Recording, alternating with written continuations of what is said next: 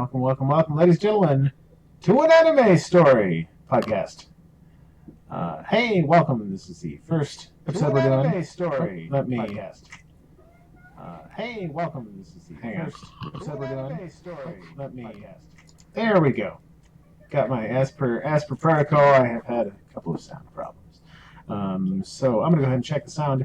Yes, we're back after 3 weeks. Where this is the first episode in our first Saturday of the month podcast. We're on episode 23. This is Cowboy Bebop, a classic.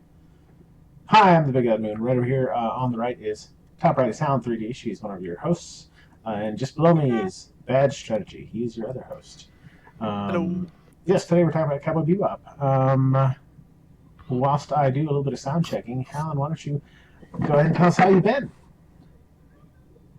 Who are you talking to? Helen, you. Oh, okay. Hi. No, I can hear you very well.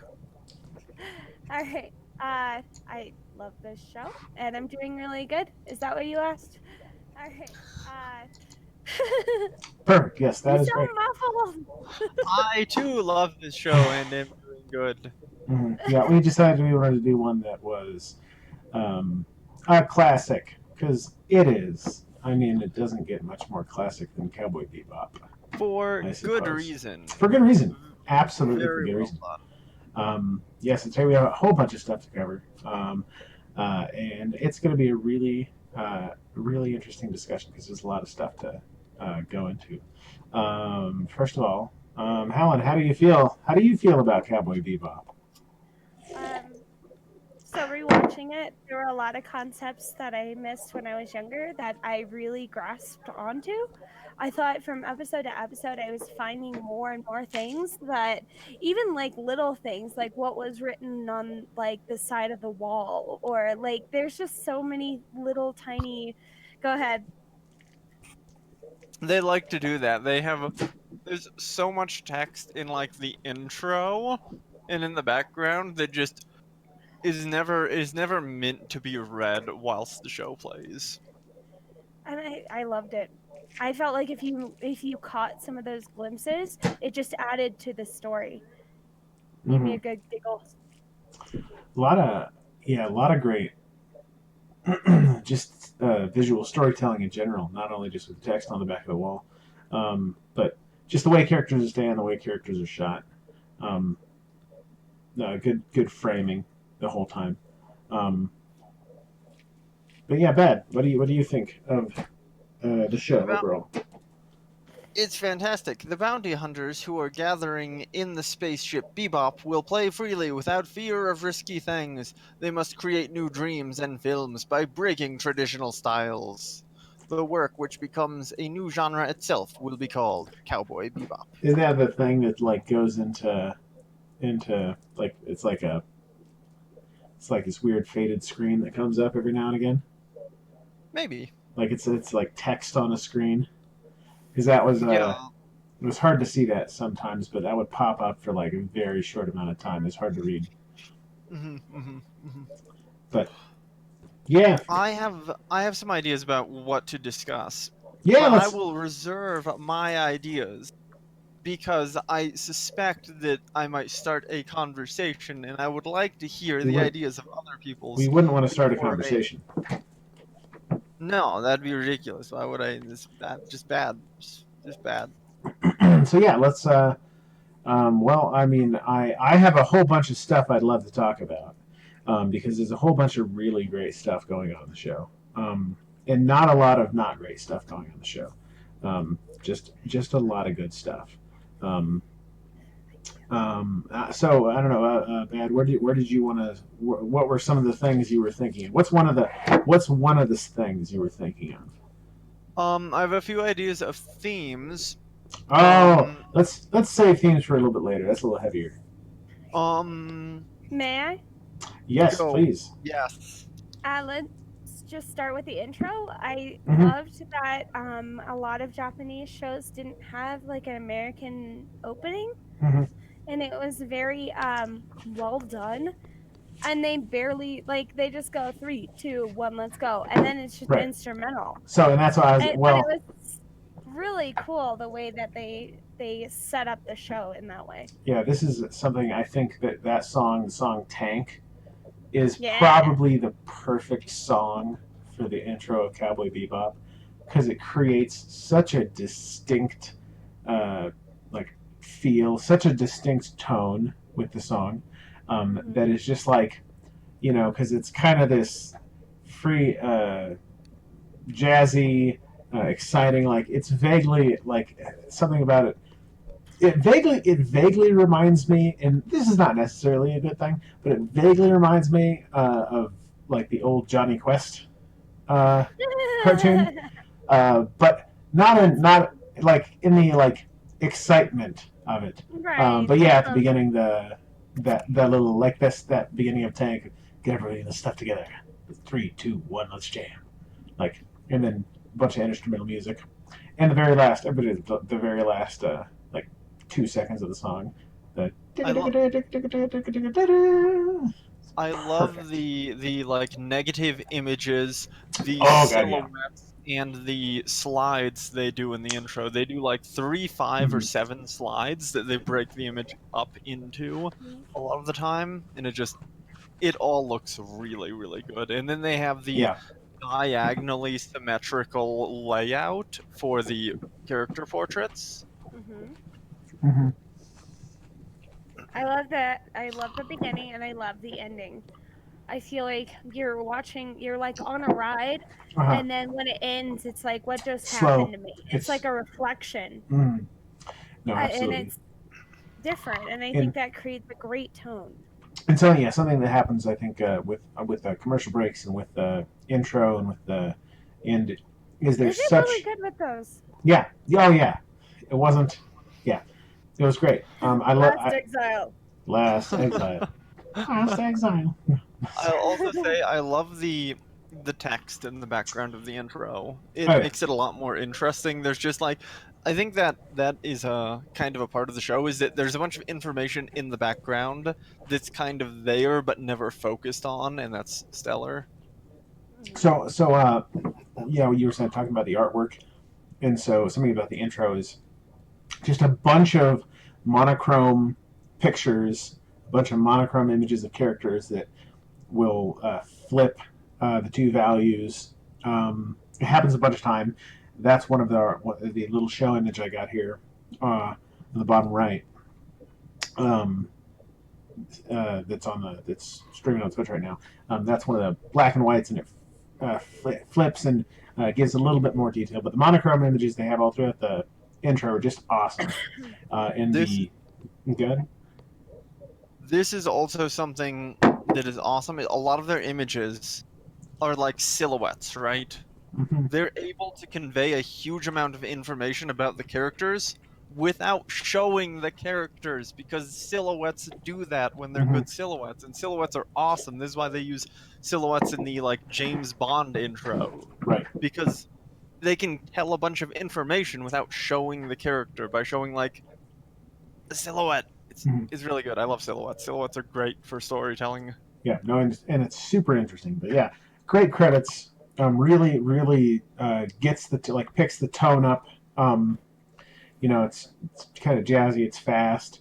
Also, coming out of that, I actually just want to talk about the music. In the whole show, the entire show. There's so many different scores of music in this whole show, and they're all unique.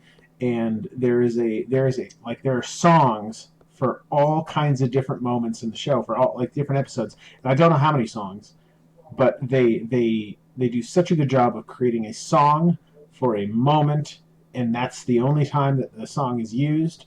And so it's like that moment.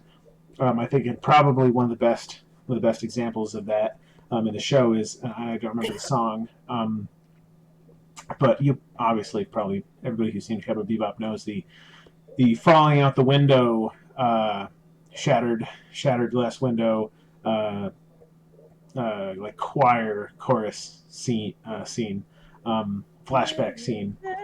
Yeah, and it's just so perfect. Like, that's so good.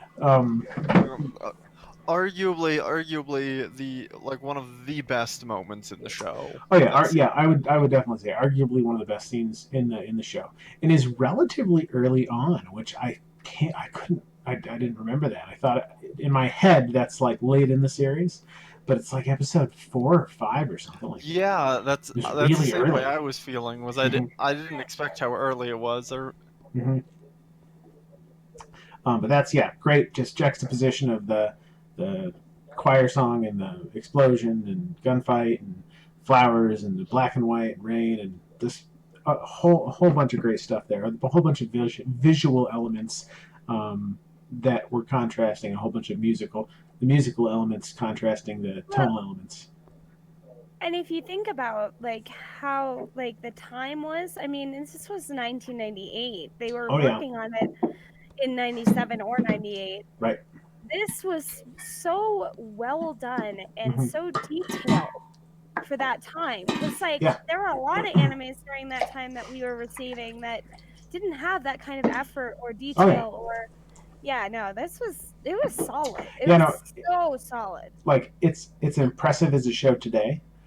Especially from like a writing standpoint, a visual direction standpoint, a tonal standpoint. But certainly, what is that? Almost, coming up on 20 years ago? Yeah. It would have been like 20 years ago? Like, dang. Something I want to commend the show on that scene on in particular that they do a lot throughout the show is their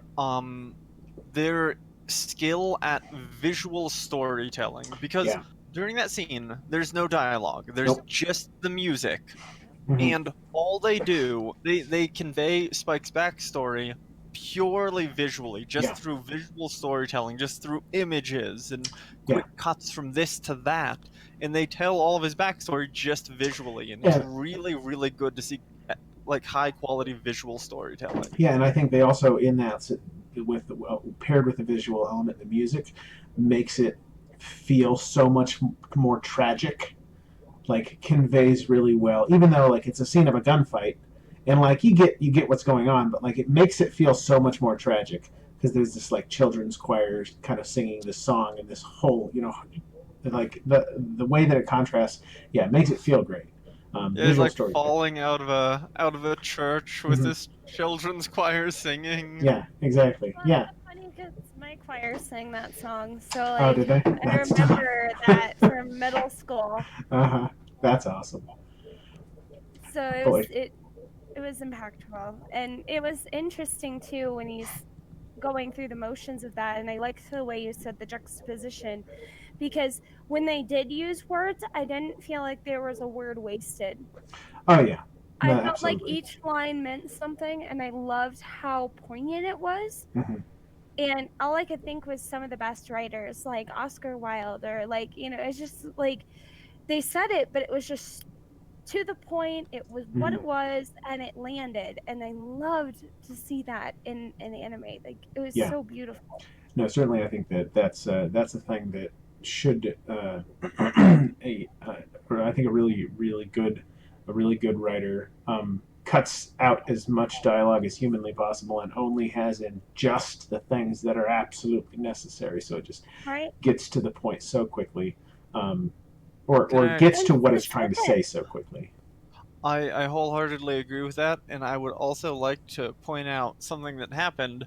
One of the cuts is they show someone, they show bits of a rose, dried up rose, falling, and then they cut to the glass and Spike's eye falling as reflected in Spike's eye, and then they go up to the falling glass, comparing it to the falling rose petals, and it's yeah, this is so good. Yeah, no, that incredible. I mean, and there's honestly, some of the scenes and some of the way they've built the story, some of the different setups for episodes, and just the overall structure, the plot structure of the show. Each one of those things I think could be an hour episode of talking in itself. Because it's just done really, really well. They started out, and this is the thing, it's once you watch through probably even half the series, but it is the thing, when you watch through the whole series, you can look at the first episode and be from the very first episode, They knew exactly what they were doing, what they wanted to do. They knew exactly where they were going, and they set a course for that. Had some wacky adventures along the way. I would also like to point out. So you mentioned saying only what needs to be said, not using too much, just like condensing down the dialogue to what's most important. I think they also did that with how they told the backstories of all of the characters, Right. because you never get the full backstory. You get the important bits, and then your Right. brain, the audience is left to have their mind fill in the excess Yeah. details. And I think that's an awesome way to do it. I think that's the best way to do it, is tell what's most important Right. and let the audience fill in the rest of what. Yeah, and they have or the parts that are not important, people don't touch on. Like, we know Spike was involved in the syndicate, but like, that's what we know. And then of course there's some specific things it goes into, but like, we don't know exactly like how to get into the syndicate, and like what, like, there's a bunch of scenes or there's some certain shots of him and Vicious kind of fighting back to back, and we don't really understand the context for that. Same with Faye. We know she was in cryosleep and she lost or she had a bunch of debt, but we don't actually know how she got into, like, from having a bunch of debt to being this like hardcore cheating bounty hunter slash thief kind of thing, and we know that Jet was a detective and that stuff happened, but like, how do you get from there to being a bounty hunter? I don't know. By bounty hunter thief thing, do you mean Space Cowboy? That's what I mean. It's a good. Mm-hmm. What I wanted to say is there's a beautiful scene with Vicious there, but there's the guy holding Faye, Mm-hmm. and he's obviously, they established like the relationship right off that they were in the same syndicate, but Mm-hmm. he doesn't even hesitate to pull the trigger. Right. Like, when he goes to shoot him, he goes pop, and just like, he just does it. Like, he doesn't hesitate. He's not letting them use him as a negotiation or anything. He just fucking kills him. Right. Sorry, excuse my language. But yeah. I mean, it's true. Like, yeah, no, I thought that was so clean and so specific, and like, mm-hmm. I just was like, oh my gosh, because they established right off the bat that they had a relationship. They were friends. They go back, and then bam, he's just dead. Yeah, and I think that's the one of the other great things they do is just the continuity of characters. Like, you can always count on any of the characters to be exactly who they are. There's no point at all where any of the characters do anything that are out of character. They're all like, Faye's going to be kind of a flake, and she's going to fly off and do stuff. And she might rob everybody first, and she'll probably come back, and Jet's going to be Jet. Spike is going to go and, they're all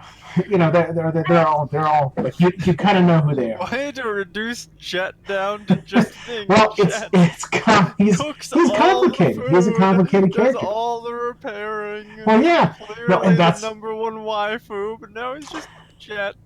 No, that's what he's gonna do. He's gonna be on the Bebop. He'll be a little bit stern, and he's gonna kind of not want. He has like a no bullshit kind of thing going on, where he's not gonna back down necessarily. He's gonna get mad at Spike. He's gonna get mad at Faye.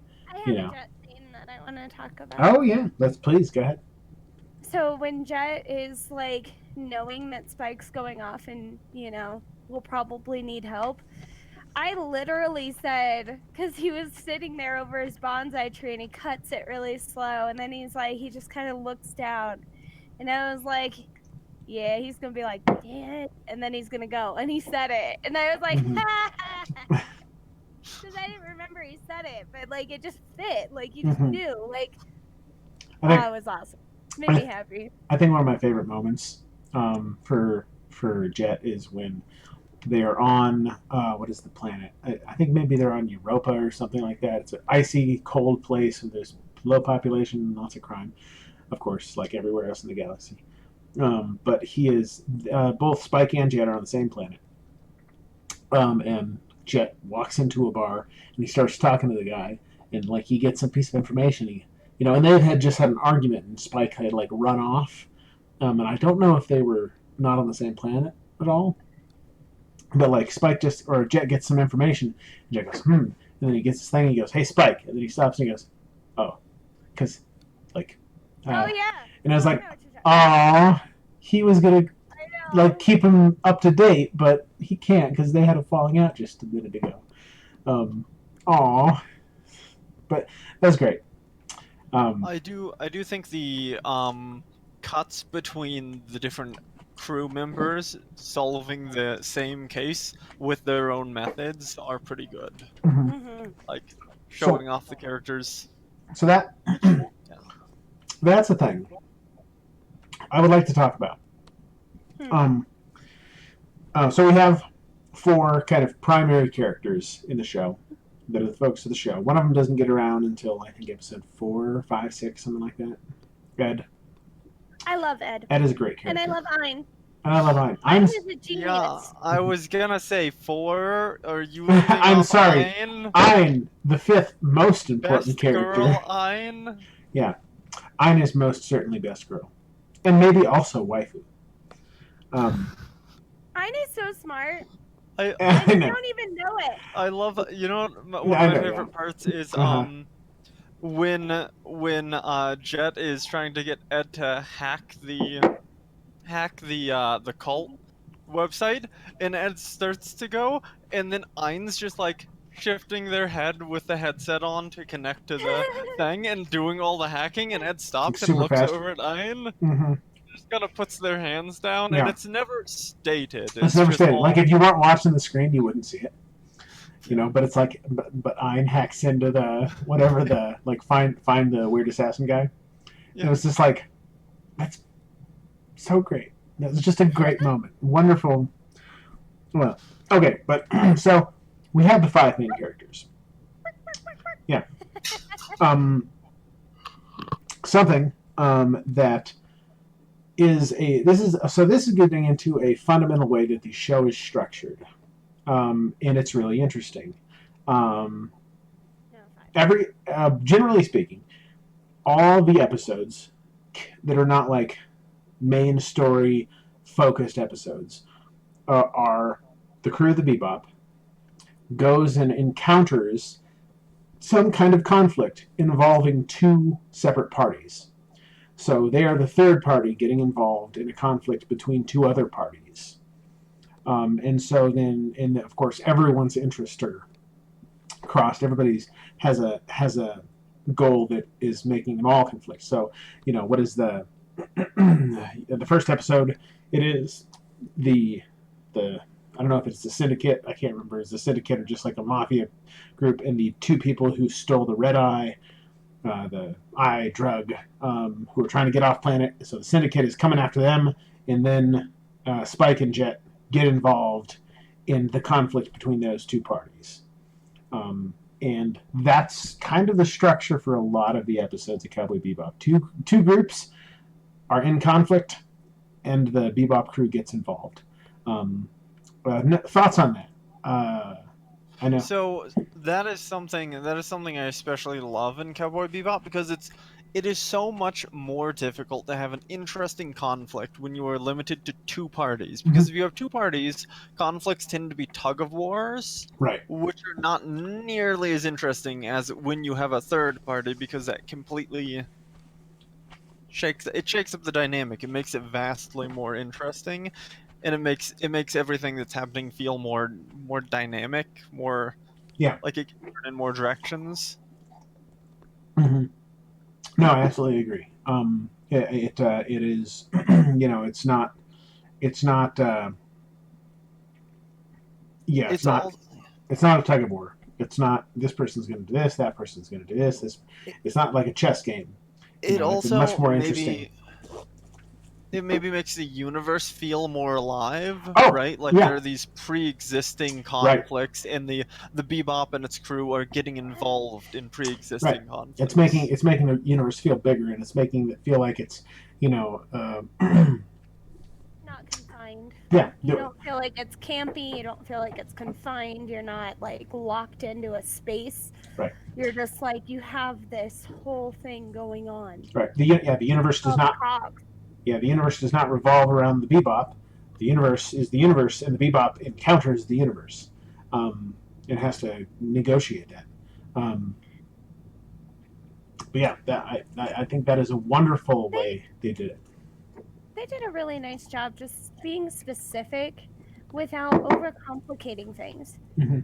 And I think that's really beautiful. And I think a lot of different animes have trouble with making something specific, but be simple about it. So like, you don't need all the bull added to it. Mm-hmm. Like, you don't have to add and add and add. You really can just exist. Right. So like not overburdening the world with like a lot of like world building and stuff like that. Well, not the world building per se, but like dialogue or even like the visual effects. It didn't ever seem too busy because everything was there for a purpose. Mm-hmm. Whereas I feel like some animes, they'll draw things in there and I don't know their purpose and it doesn't make sense. Does that So resonate? Does yeah, that make sense? that is absolutely, I think, a problem with inexperienced writers. Is they're like, I came up with this cool world, let me shove it into your face so you will suffocate on the world that isn't relevant to the story I'm telling. Yeah. Yes. Yeah, no, absolutely. That's I think world like doing that, and Have you heard? Yeah. Have you heard of this mountain I've written 70 pages of history and lore for, which has nothing to do with the conflict at hand? Yeah, no, and that is an interesting way to go about doing writing, or like when you're building a world, like there are certain things that are relevant to the story and that people care about. There are certain things that is not relevant or that are not relevant and that people don't care about in the story. So, you might have a really great idea for like how the trading and bartering system works in the universe that you've created, but like unless that becomes a relevant plot point, it doesn't matter, and you really shouldn't go into it. Let us spend 50 pages discussing the irrigation system which this society uses. And it's like if you have a scene where like maybe some character goes into a shop and they start discussing, they like have a brief conversation about economics in the country or about some aspect of the world that like, oh, these guys think this or something like that. If it's not relevant to the plot, it doesn't matter. Like it's not supposed to be there. It's just Cowboy Bebop, great about that. It does expand on the universe a lot, but it does it only in ways that are relevant to the story. It does it really fast. Mm-hmm. Yeah. Like, even like him leaving that thing in the refrigerator, like that was great. That might be the best episode, actually. What a wonderful homage to Alien, and to horror. But holy crap, I love that episode. And they use the money system to show you they're broke and they're like trying to ration and they're like bored and they do it so quick. Mm-hmm. It's not like they make a big deal out of it. It just it is. Right. Like they're like, crap, we don't have any money, and like Faye is out of gas and she's like, help me. So I wanted to talk about that because I think that's a big part of the grab of Cowboy Bebop is this theme of them like living paycheck to paycheck, making their way around their everyday lives. They have a bunch of cuts to Jet cooking what is it? Bell peppers and beef without beef. Mm-hmm. And it's like, it's great. That was great. He's like, where's the beef? He's like, what did he say? He was like, you haven't paid me, or we don't have money for beef, or if you want beef, go make some money. I don't know. It was great. Yeah. I think that theme is just something really easy for people to grasp onto, right? That it makes it feel authentic and real, like these are actual people, because everyone's kind of Everyone knows that. Right. And that's interesting because this is actually an interesting theme that I think has been in a number of anime that I have enjoyed. Is that like we don't have any food and we're hungry, and I think that comes up a lot in Samurai Champloo. Is they're always like we don't have any money for food, or they have very little money for food, or they're always looking for food because that's. They run out of gas. Like they ran out of gas. Faye runs out of gas. Oh yeah, their gas. Yeah, exactly. Yeah, and great. Like, yeah, those I think are definitely very very relatable. Like, I mean, obviously being hungry, very relatable for humans. Most humans at some point get hungry, and yeah, living to paycheck, also a very relatable experience. They just happen to be on a spaceship. That is awesome. It grounded the whole thing. I mean, them eating. Mm-hmm. And then, like, Ed was like, mushrooms. That was also a fun episode. Also, yeah, I don't think there was a bad episode. I would say the closest thing to a bad episode is the episode that I liked less than the others, which was the Feng Shui episode. Yeah, I would agree with that. Because I was like, Feng Shui, a sunstone, like with okay, so you remember the episode with the kid who's like, I'm a kid, but I'm actually 80 years old because of this pseudoscience explanation. Oh yeah, sure. And it's ridiculous, but it's kind of like a ridiculous sci-fi science explanation. Mm-hmm. Yeah. Feng Shui, it bothers me because it doesn't have a ridiculous sci-fi explanation. It has it's just kind of it doesn't feel grounded in the science fiction. Yeah, no, I thought that episode was kind of interesting. I mean, I agree that it was one of my least favorite episodes. I also thought the conflict in it wasn't as interesting because it was just kind of a. It was slower. It was a much slower episode. It was just them looking for a guy. It was largely expanding on Jet as a character, I suppose. Yeah, no, I would agree with that. So it was a less focused episode, but I definitely think that. So one of the things that's a common recurring theme in the show is like spiritualism and prophecy, not really prophecies, but like horoscopes and like. Oh, you'll see the red-eyed fox on the east side of whatever, and it's there he is, and with that though, there's always a little grain of like, well, maybe that's a coincidence thing, or maybe that was and they do that in the Feng Shui episode, where at the end they're talking, he's talking to the Spike or Jet, and I think Jet says something like, maybe you didn't do the Feng Shui thing. Like maybe he didn't cause her to be there. Maybe she just did that. And he's like, maybe she did. So it was kind of like, yeah, maybe that's not a thing. That being said, I still wasn't super into. I mean, it was a good episode, but it was not quite up.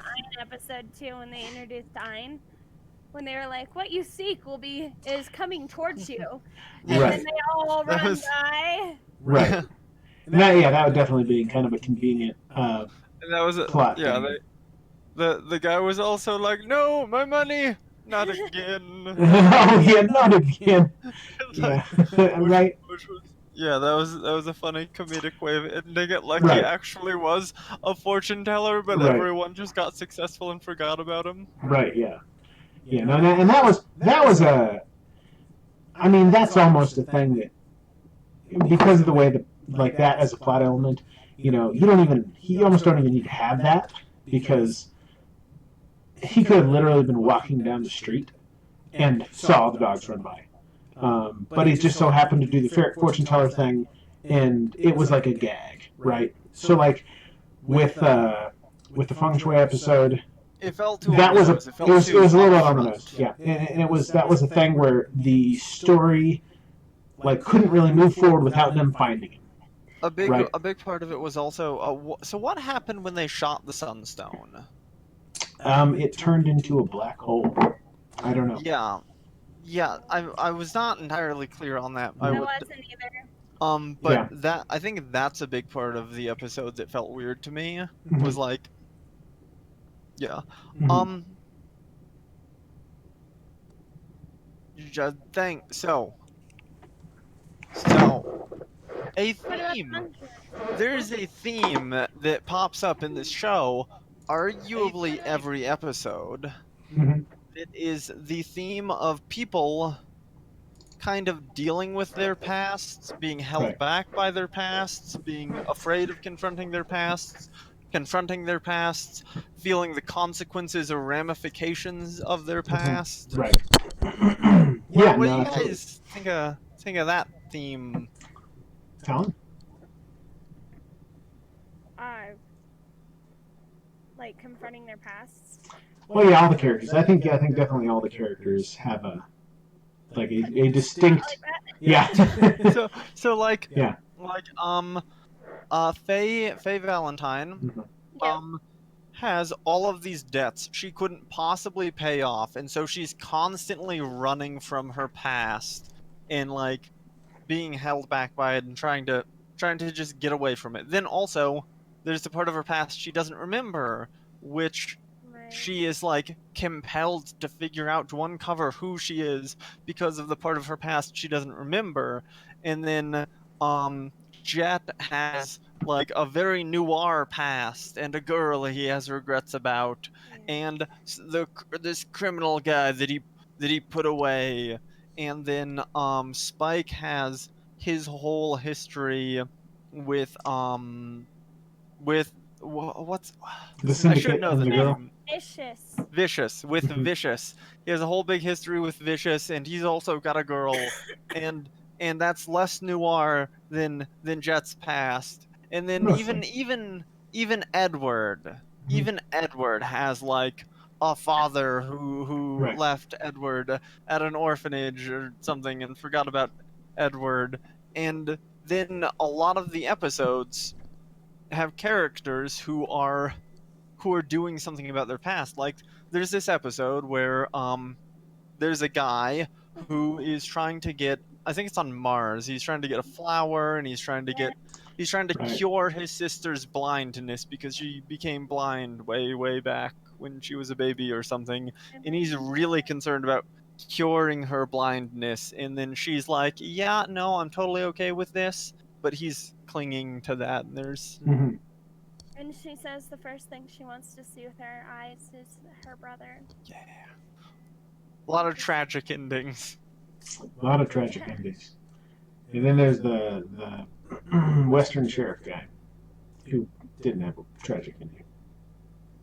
Any thoughts on that, the kind of theme of overcoming one's past and like being dragged or held back by one's past? Or actually I think the show ends on that, saying like you will carry this with you or something, right?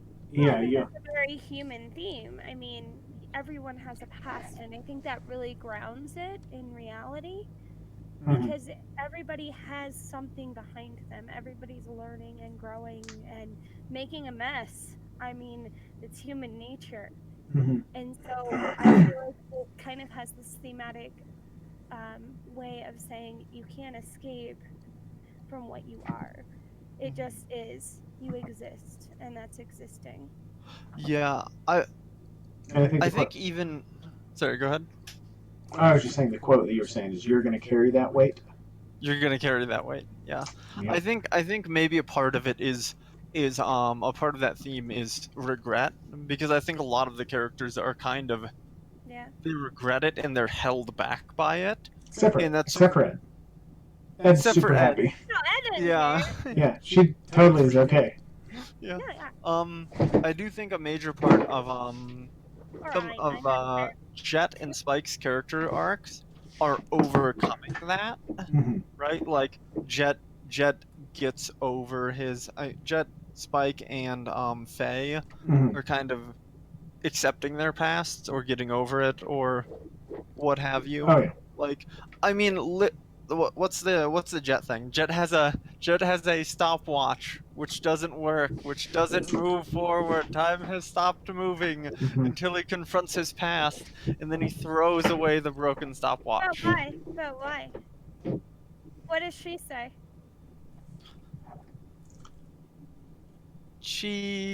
Okay, lady from Jet's past is like it. She said time doesn't stop moving. Yeah. She has said a it good quote. a long That's time ago for her. Yeah, I think that's that's very explicit. They're like, she's like, time doesn't stop moving just because time stopped for Jet, it didn't Right. stop for. Yes. Yeah, That's close. That was good. I don't remember it all either. yeah. But I just loved the way she said it because it was so telling. There's also the chess master episode where the chess master guy turns out in the end to have set up this like data bomb in the company way back, and he'd long since gone senile and forgotten about it, but the thing he did way back in his past was still having. I don't know. No. Thing, I'm not like he'd back something. I don't know. I also think with that episode, it was really interesting with Jet because he was always there for her, and I love how she was like, I never got the chance to do anything wrong. And so she's in love with this baby and she knows he's a freaking baby, but she gets to make mistakes. And that's why she left Jet. To be fair, we don't know enough about that character to say he's a baby. He's a whiny something. Oh. I bleeped myself. Yeah, but I definitely agree that the theme of past, the past in general, being a thing characters are dealing with, that is a constant theme, and also a past that is not fair. That is completely reasonable because definitely none of the characters' past are what you would call like their own creations. Like aside from perhaps Spike, we don't know how he got involved with the Syndicate or like how that whole thing got started. But certainly what happened to Jet was not fair. Certainly what happened to Faye is absolutely not fair at all. Put in a hypersleep and wakes up with millions of dollars of Faye's thing is super relatable for like modern college. Oh yeah. Know exactly what that's like. Here's a load of debt. Good luck. Yeah, and then Ed. Oh, to be fair, Ed is the one that is probably the most well adjusted to her past. Because totally not fair. And after you meet her father, you're like, yeah, totally. He totally. I mean, he wasn't being malicious. That's kind of how he is. I also think this is probably a big relatable part of the show, alongside the like making it day to day and the like financial issues and the struggle to get by, is also the just like people clinging to their pasts in unhealthy and detrimental ways, because everyone does that. Everyone does that. Everyone is like has got that like, I had a shitty childhood, it wasn't my fault, like I'm a victim of my past and all these bad things that I'm not gonna let go of because I cling to them because it is human nature. You're gonna carry that weight. They even juxtaposed that though with Jet's wife saying that she had it too easy. Which I thought was cool for them to insert it in that way, that not everybody has it hard. She didn't, and she hated it. Right. Nobody's happy in this universe. Can I also? There's an awesome scene. So there's an awesome scene. Near the end of the show, like all the characters leaving and stuff, right? Faye's gone. Edward has gone. Ein went with Ed. Spike and Jet are sitting there. And they've got all the hard-boiled eggs from Edward's father, and they're just eating the hard-boiled eggs.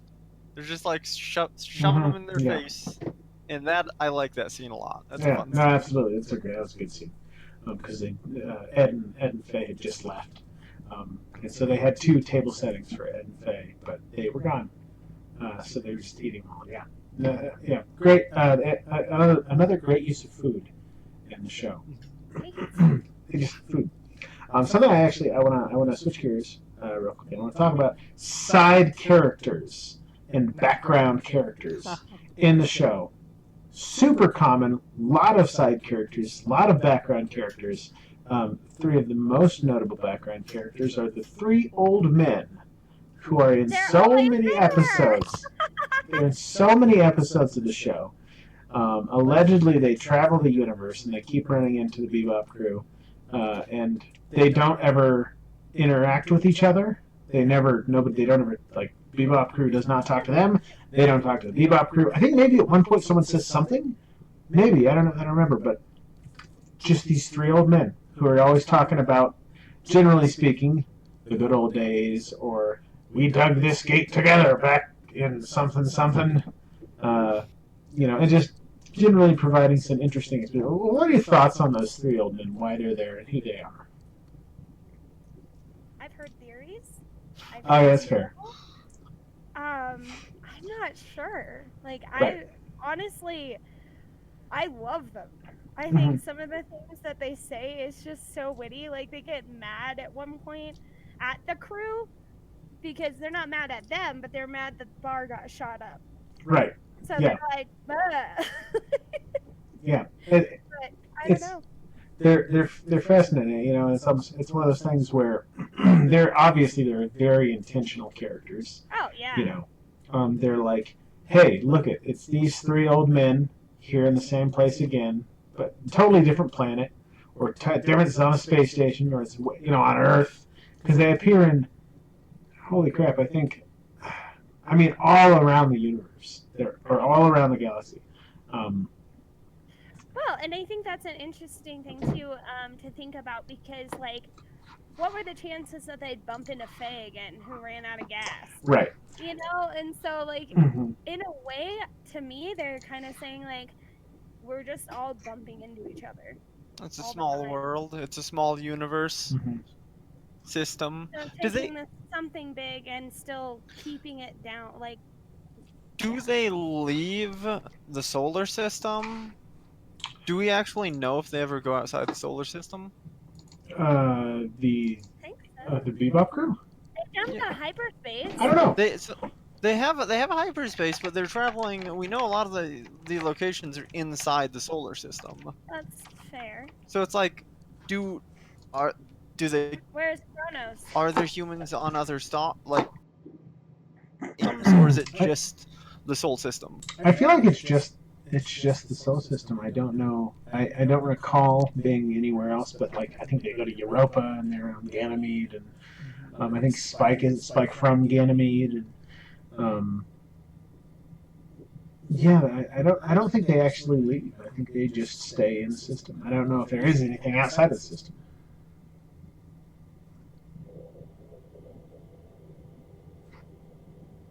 I like how they collapsed the light speed gate. They barely. Yeah. They collapsed the hypergate. Yeah. It was cool when she was like, "Why?" Like she saw them, and I liked Jet's explanation. He's just like, "Well, yeah, that's common knowledge. You're collapsing it, but it's in a different dimension. It's still visible." It's it's like duh. Because Space PETA's there. Oh yeah, Space PETA. Oh, they're scary. Yeah, they were. I was like, oh, cool, they have dolphins on their shirt. No, they were sea rats or something? Yeah. Sea rats, yeah. Oh, here, fun fact I just looked up. The 3 old men are named Antonio Carlos and Jobim, which is the name of a Brazilian songwriter and musician, Antonio Carlos Jobim. Or Jobim. So, just so you know, those 3 characters are named after a songwriter. There you go. Did somebody liked the songwriter. I they must have. But I was gonna say a lot of good back characters, a lot of good side characters, a lot of very distinct characters. I like the bounty hunter lady. Oh, They yeah. have her bed stand. You tape that. Wait, which one? Which bounty hunter lady? Is it the one in the mushroom episode? Blonde hair. The Big Shot commercials. Oh, yes. Oh, that's one of my favorite moments for a back character in the story. Is near the end after the Cowboy show gets canceled. What's it called? Big Shot. Big Shot, yeah. So Big Shot gets canceled, and then later on you see the guy, the male host of Big Shot, at the airport or at the whatever dock with, and he's like has his mother there, and he's like, I'm gonna take care of you, Mom. And she's like, really? Have you found a new job? He's like, no, but we'll find something. She's like, whatever happened to your coworker? And he's like, oh, I think she's dating our agent or something. And it's just like, this is like what a great little conclusion to the plot of these little characters in the background. This ridiculous show, Big Shot. And this it just adds so much that's just such a wonderful little level of depth to that. Like the one of the hosts of the television show they're watching all the time that gets canceled, is taking care of his mother now, that he's not hosting Big Shot anymore. Like, I love that. And it's just this little thing in the background. It's wonderful. What are you doing? There's a cat. Oh. Oh. There's always a cat. Why is there always a cat? Oh my God. Don't flee from me. Don't flee from me. I love you. So I like how run down the technology is. It feels very authentic and very all the stations feel lived in. I love the episode where we go to the guy who fixes up the spaceships. He's fixing up Spike's ship, the swordfish, and he's got this space shuttle, this old space shuttle that says Columbia on it, that he's fixed up. He had thrusters on it. That was great. I love that. Yeah, I love the tech. I love the technology. It all feels very reasonable. Very grounded. Go ahead, man. Go ahead. No, I was gonna say I don't know when I saw this or if I've got this accurate, but I know that Firefly might have taken some inspiration from that. Yeah, that's I can't fair. remember if I heard that on TV or something, but I'm pretty sure they said he was a fan of Cowboy Bebop. Oh, I'm sure. It's a really good show. And I definitely can see the parallels in that. Definitely, I think in both of those shows, that lived-in nature of the technology gives the feeling of authenticity, right? It's not like a cleaned and polished utopian sci-fi like Star Trek, where it's we have solved all of humanity's problems. Everything is shiny and chrome, and there are no problems anymore. It feels like it could happen, like it could be tomorrow if we had the technology. Yeah, no, absolutely. It feels very real. It's a hard jump to look at society right now and be like, oh yeah, this is going to become Starfleet. Yeah, we have a ways to go. I don't know how we would get there, but this future with horrible syndicates and corporations and the corrupt government and absolutely, I can see that. It's easy. We can achieve Starfleet. We just need to create a post-scarcity civilization. That's all. And structure it appropriately. And we need impeccable moral values. And we need to give up alcohol for synthahol. So we have a couple little steps. Just a few speed bumps, few hiccups. We'll get there. We'll get there eventually. We'll get there. Maybe. But let me see. It's we have technically 6 minutes left in the podcast. Are there any things? I know there's lots of stuff to talk about. Any things you want to wrap up with? Bad. I would like to give an honorable mention for Best Girl. Okay. Now, we all agree that Ayn is Best Girl. Oh, yeah. I agree. I think the Best Girl. Honorable mention for Best Girl. Okay. should go to Zero, the space cat. I can get behind agree. that. Zero the Space Cat was pretty awesome. And that cat knew anti-gravity. Like that Oh, cat yeah. was like You're right. They had down. they nailed their animal animations. Oh, yeah. Like They when nailed- when Ein eats the like 100-year-old rock hard Pez, they nail the animation on that. Mhm. And then, okay, so I agree. Something I do want to bring up again, or do want to bring up not again, but before we get off is, and you've just reminded me of it, is how good the motion and weight is in the show, and they do such a good job of the characters moving around, and when they're fighting, when they're running, when they're in zero gravity. Everything feels so good that all the time. All the characters, with maybe the exception of Ed, who I think defies physics at many points in the show, everything feels really good. The ships feel good. I loved like the aerodynamics of the swordfish. The Bebop always feels good. Splashing into the water. All the characters running and fighting. There are great moments when the animation will get a little bit like almost I'm trying to think of a good word for it. A little choppy, maybe blurred. It'll do really stylistic things that convey weight and movement. Something they do something similar in I saw this in, I didn't think about it much for the rest of the series, but I saw this in when I was paying attention to it in the first episode. Yeah. They do something similar to Samurai Champloo, where they have kind of quick motions followed by slower movements, followed by quick motions. So they like speed up, slow down, speed up, slow down, which is really, it's really good for following. Absolutely. You did there. And then they do. No, it's the same people, right? Hmm? Samurai Champloo and Cowboy Bebop. I know that some of the people were the same. I'm not sure. Oh, yeah. Not sure how many of them were. Mm-hmm. So then, in a thing that happens a lot, I think, is this. In the first episode's a good example. The red eye, when the guy does the red eye, and he has this like red drug vision, and there are moments like that where you're getting like from a character perspective, or you're getting the motion is stylized in a specific way to do a specific thing.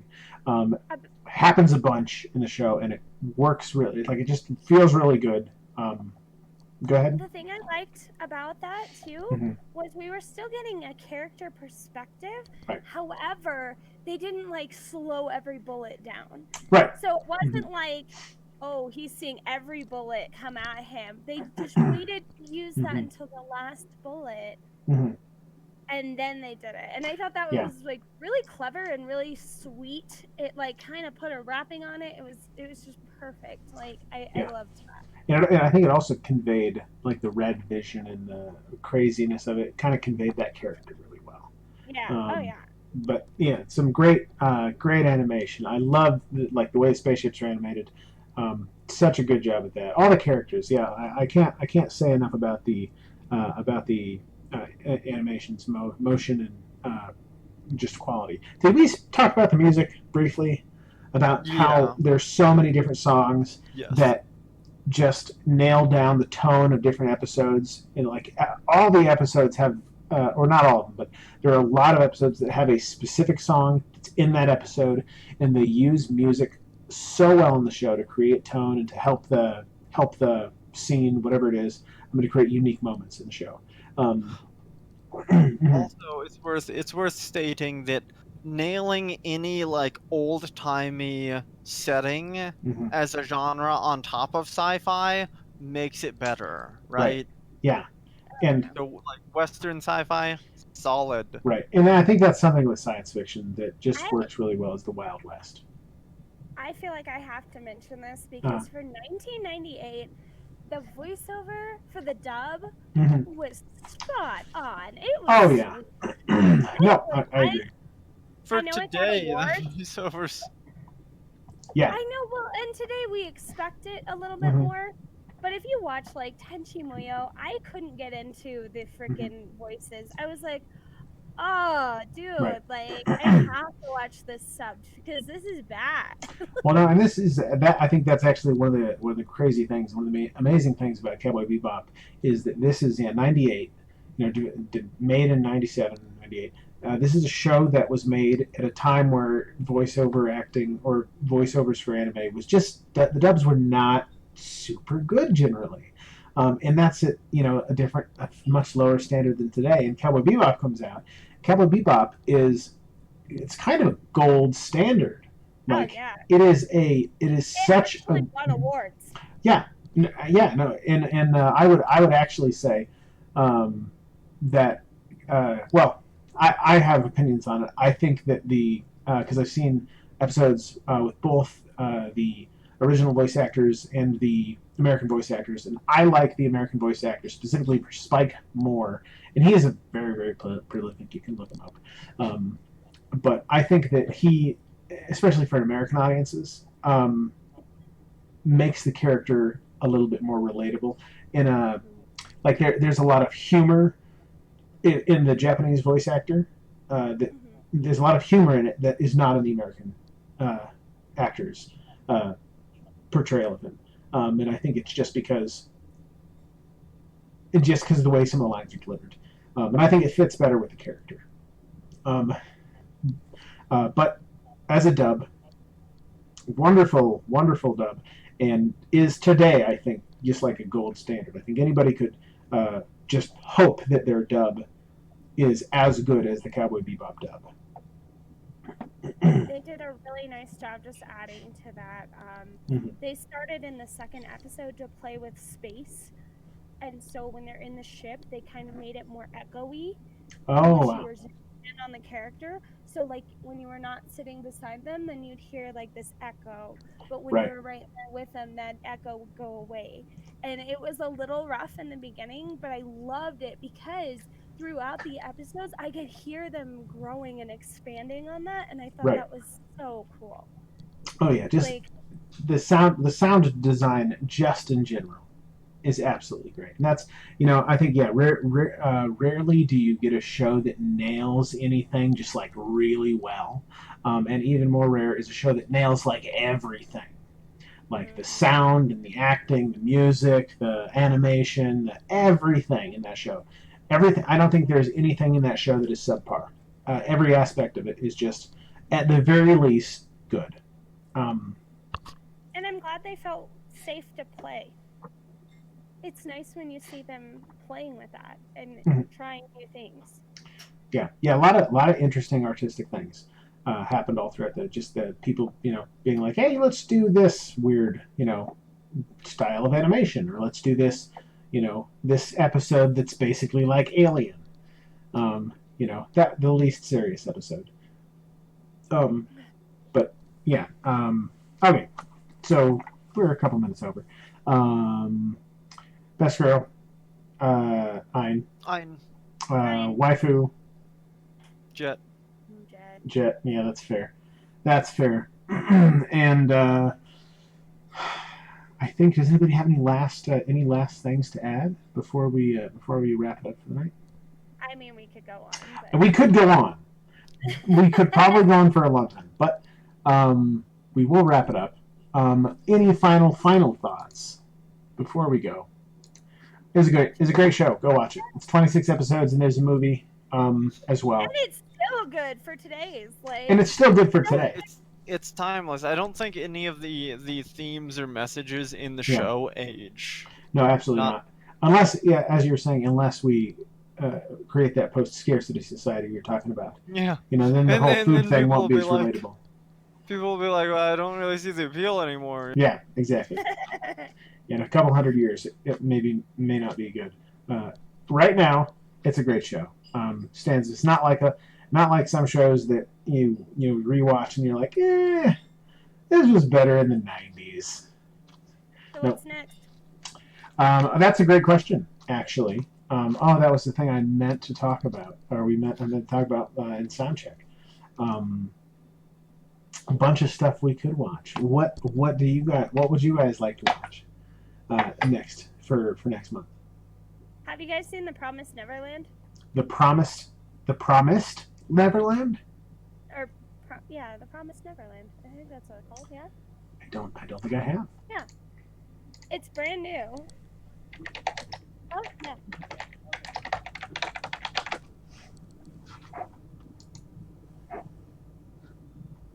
Oh. Has this been out for a while? No. No? No, this is new. And it's creepy. And it's Oh. good. How many episodes are there? 9? 8? Not very many. 12. 12? 12 and Still being 8 have aired. And it's Or got 7 have aired. I think that sounds... So there are 12 episodes. I mean, how many episodes will be done by the time we have the next podcast? Is the question. Huh? How many episodes are going to be out by the time we do the next podcast? Is the it question. It comes out once a week, yeah. So it might It'll be almost finished then by the time we get the next podcast. I'm sick, so I don't know what's gonna happen. Oh. I don't know. it has conspirators. Doesn't now. Well. Don't ruin it, Noah. Just go watch it. I'm gonna read all the spoilers first. They're so bad. What was it? I feel like we had was there another show that we wanted to watch? I feel like I know. Oh, what was the one? The no one. I suggested watching Toward the Terra to see if any part of it is actually good, because I remembered enjoying certain portions of that show immensely, but I would like to have a more critical analysis at some point of Toward the Terra to see if it's actually a good show, and how so if it is, and then Toward the Terra. So I'm for that too. You're for Toward the Terra? Yeah, either one. I think let's do Toward the Terra, and then after that one's done, so that we can watch all the episodes and not be like the finale. So we'll do Toward the Terra next week. So thanks for watching, ladies and gentlemen. Next week, or not next week, next month. That's going to be Saturday the 6th of April. Oh my God, really? The 6th of April. Just 19 days before my birthday. It's 10 days before my son's birthday. Oh my gosh, what are you gonna get us for our birthdays? I have no idea. I will also say Toward the Terra. 4 weeks. Yeah, you got time. Go ahead, Toward the Terra is some retro sci-fi. I'm down with that. I think it's gonna be great. All right. Thanks for joining us, guys. Again, next week, next month, the 6th of April, we will see you then, and we're going to be doing Toward the Terra, which is episode 24. Thanks for watching. Have a good night. Bye-bye. Bye, guys.